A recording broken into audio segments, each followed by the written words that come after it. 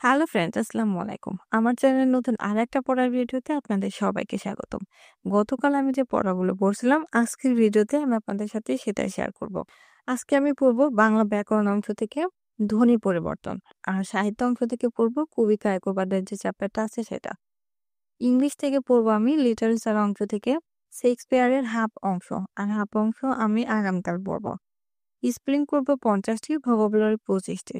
বাংলাদেশ বিষয়গুলি থেকে পড়ব প্রাচীন জনপদের যে চ্যাপ্টারটা আছে সেটা, আর বীজগণিতের সূত্র যে ম্যাথগুলো আছে সেগুলো করব। তো এখন আমি রুটিন অনুযায়ী পড়তে বসব। এখন বাজে সকাল 6টা, আর এখন আমি সবার প্রথমে পড়বো বাংলা। বাংলা থেকে পড়বো হচ্ছে ধ্বনি পরিবর্তন। ধ্বনি পরিবর্তনের যে চ্যাপ্টার গুলো আছে, এখানে যে আদি স্বরগম, মধ্য স্বরগম, অন্ত স্বরগম, অপনিহিতি, অনেকগুলো যে টপিকস আছে এগুলো কিন্তু মনে রাখা অনেক কষ্ট। তো আজকে আমি হাফ পড়বো, অর্থাৎ সময় ভবনের আগ পর্যন্ত পড়বো। আর যে এগুলো আছে এগুলো হচ্ছে খুব ভালোভাবে পড়ে নিয়ে এর পাশে যে কিছু এমসিকিউ থাকে, অর্থাৎ প্রিভিয়াস ইয়ারে যেগুলো আছে সেগুলো আমি একটু সলভ করছিলাম। তো ব্যাকরণের অংশটা পড়তে আমার সময় লাগছিল 45 মিনিট। এরপর 7টার দিকে আমি আবার ইংলিশ সাবজেক্টটা নিয়ে বসছিলাম। আর ইংলিশ সাবজেক্ট থেকে আজকে আমি পড়ছি হচ্ছে এলিজাবেথ পিরিয়ডের যে উইলিয়াম শেক্সপিয়ার আছে সেটা। এখানে শেক্সপিয়ারের যে 3 পেজ আছে, আমি আজকে পড়বো 1.5 পেজ। আর উইলিয়াম শেক্সপিয়ার, তারপর হচ্ছে জিবি শো, এগুলা কিন্তু প্রত্যেক বিসিএস এ এখান থেকে এদের সাহিত্যকর্ম থেকে কিছু না কিছু প্রশ্ন আসে।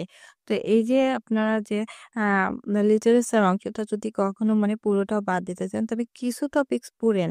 কারণ এই যে উইলিয়াম শেক্সপিয়ার, জিবি শো, তারপর বার্নার্ড শো, এদের থেকে প্রত্যেক ইয়ারেই কোনো না কোনো প্রশ্ন আসে। তো আজকে শেক্সপিয়ারের এই অংশটা পড়তে আমার সময় লাগছিল প্রায় 1 ঘন্টা। তারপরে আমি আবারও পড়তে বসছিলাম হচ্ছে 8:30টার সময়। 8:30টার সময় পড়ছি হচ্ছে বাংলা। বাংলা থেকে আমি গ্রামাটিক্যাল সাহিত্য অংশ থেকে পড়ছিলাম হচ্ছে কবি কায়কোবাদের জীবনী।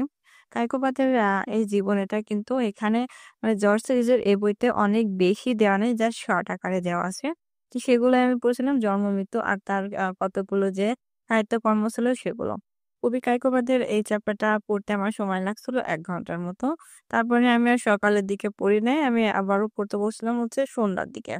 এরপর আমি সন্ধ্যা 6:30টার সময় আবার পড়তে বসছিলাম। আর এই সময় আমি পড়ছি ইংলিশ সাবজেক্ট থেকে স্পেলিং পড়ছিলাম আর ভোকাবুলারি পড়ছিলাম। আমি যে ভোকাবুলারি হচ্ছে 25টা পড়ে আমি আবার সেগুলো খাতায় লিখছিলাম।